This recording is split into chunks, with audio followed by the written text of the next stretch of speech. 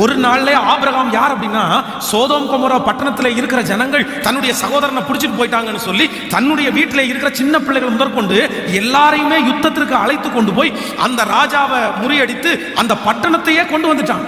உடனே சோதோமனுடைய ராஜா ஆபிரகாமை பார்த்து சொல்றாரு, எப்பா நீ இவ்வளவு பெரிய ரட்சிப்பு எங்களுக்கு கொடுத்துட்ட, நீங்க தான் எங்களை காப்பாத்துறீங்க, அதனால ஜனங்களை எனக்கு கொடுத்துருங்க, இந்த பொருட்களை எல்லாம் நீங்க வச்சுக்கங்கன்னு சொல்லும்போது ஆபிரகாம் என்ன ஸ்டேட்மெண்ட் கொடுக்குறாரு தெரியுமா? நீ என்னை ஐஸ்வர்யவான் ஆக்குனேன் என்று சொல்லாதபடிக்கு நீ செருப்புல போற ஒரு வார் கூட நான் எடுக்க மாட்டாயா, உன்னுடையது எதுவுமே எனக்கு வேண்டாம். இது எப்ப தெரியுமா?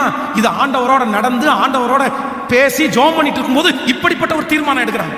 ஆனா எகிப்துக்குள்ள இவங்க என்ட்ராகும் போது இவன் ஆண்டவரோட இல்ல, விசுவாசம் இவனுக்கு குறைஞ்சு போயிருச்சு, ஜெப வாழ்க்கை குறைஞ்சு போயிருச்சு.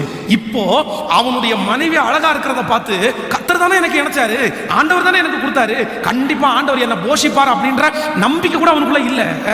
என்ன சொல்றான் தெரியுமா? மனைவியை பார்த்து, நீ ரொம்ப அழகா இருக்க, அவனை பார்த்து உன்னை வந்து உயிரோட வச்சு என்ன கொண்டுருவாங்க, அதனால என் மனைவின்னு சொல்லாத, நீ சகோதரின்னு சொல்லு. அவங்களும் அதே மாதிரி சொல்றாங்க. அதன் நிமித்தம் அந்த நாட்டினுடைய ராஜா அவனுக்கு எல்லாத்தையுமே கொடுத்தாராம், ஆடு மாடு கழுத வேலைக்காரங்க.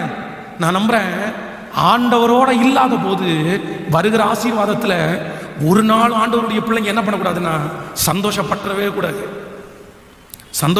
கூடாது. ஜெபிக்காம கிடைக்கிற ஆசீர்வாதத்துல சந்தோஷப்பட்டுறக்கூடாது. ஐயோ இல்லாண்டவரே.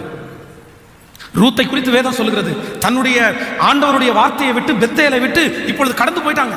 அங்க போன உடனே வேதம் சொல்லுது, பிள்ளைகளுக்கு கல்யாணம் பண்ற அளவுக்கு அவங்க வந்து அங்க பெரிய ஆளா மாறிட்டாங்க. தன்னுடைய தேசத்தை விட்டு போனதே தப்பு, அதுவும் அந்நிய தேசத்தோட, கண்டிப்பா அந்நிய ஜனங்களோட அவங்க வந்து சம்பந்தம் கலவே கூடாது. ஆனா இவங்களுடைய பின்மாற்றம் ஆண்டவரோட இல்லாததுனால இந்த அம்மா அந்த தேசத்துக்கு போனது மட்டுமல்ல, தன்னுடைய பிள்ளைகளுக்கு திருமணம் பண்ணி கூட வச்சிட்டாங்க. அது வரைக்கும் அவங்களுக்கு தப்புன்னு தெரியல, ஆண்டவரோட இருக்கிறது அந்த விளைவே தெரியல.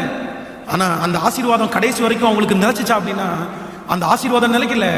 தன்னுடைய 2 பிள்ளைகளையும் அந்த இடத்துல மரணத்திற்காக கொடுத்துட்டாங்க, சாக கொடுத்துட்டாங்க. இன்னைக்கு இந்த ஜெபத்தில் இருக்கிற யாரோ ஒருத்தரத்தில் ஆண்டவர் பேசிட்டு இருக்காரு, பிரதர் எல்லாத்தையுமே கர்த்தர் உங்களுக்கு கொடுத்ததுதான், சிஸ்டர் எல்லாமே ஆண்டவர் உங்களுக்கு கொடுத்ததுதான். ஆனா சமீப காலமாய் கொஞ்ச காலமா நீங்க ஜெபிக்கிறதே இல்லை, நீங்க ஆண்டவரோட பிரியமா இல்ல. ஆனா எல்லாமே உங்களுக்கு சக்சஸா நடக்குது, ஒரு குறைவும் உங்களுக்கு இல்ல. பணத்தை கரெக்டா கட்டிடுறீங்க, சம்பளம் கரெக்டா வந்துருது, சாப்பாடு கரெக்டா ஆயிருது, பிள்ளைங்க எல்லாம் நல்லா இருக்காங்க, ஃபீஸ் எல்லாம் கட்டிட்டீங்க, எல்லாமே கரெக்டா இருக்கிறீங்க. ஆனா பி கேர்ஃபுல், ரொம்ப ஜாக்கிரதையா இருங்க. ஆண்டவர் இல்லாத வருகிற ஆசீர்வாதம் திடீர்னு நமக்கு பெரிய பிரச்சனைகளை உண்டு பண்ணும், ரொம்ப பிரச்சனையை உண்டு பண்ணும்.